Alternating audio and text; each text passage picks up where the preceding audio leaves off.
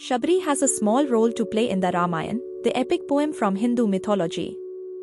However, the brief interaction between Shabari and Lord Ram conveys a beautiful message of selfless devotion, humility and respect for others that is precious and timeless.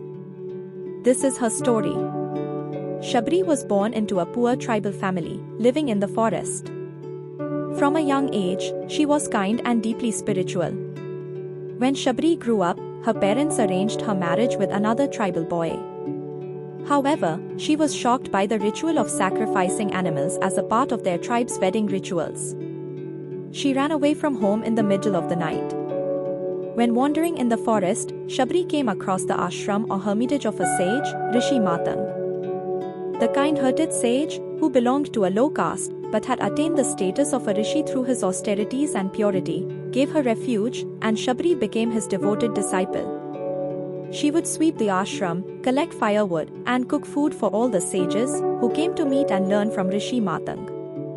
When the great Rishi was on his deathbed, Shabari asked him how she too could attain salvation. Rishi Matang told her that she would have to wait till Lord Ram came to visit her. Shabari then waited for years for Ram to bless her with his divine presence. Day after day, she would clean her simple hut near the Pampa lake and decorate it with beautiful flowers in anticipation of the Lord's visit. That day came several years later when Lord Ram, along with his brother Lakshman, passed by Shabari's hut when they were searching for Ram's wife, Devi Sita, who had been abducted by Ravan.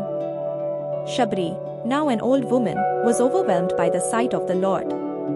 She invited Ram and Lakshman for a meal and offered them some bear or jujube fruit to eat. Before giving the fruit to the two brothers, she tasted each bear and offered only the sweetest ones to them. Ram picked up a bear and started eating it, but Lakshman was repulsed by the sight of the old Shabari tasting the fruit before giving it to them. Lakshman asked his elder brother how he could eat something that had already been tasted by the old woman.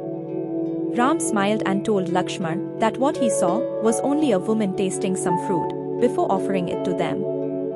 What he failed to see was the love, devotion, and pure heart behind this gesture. Ram told Lakshman to look beyond what his eyes showed him and see with his mind's eye. This simple story has several profound life lessons.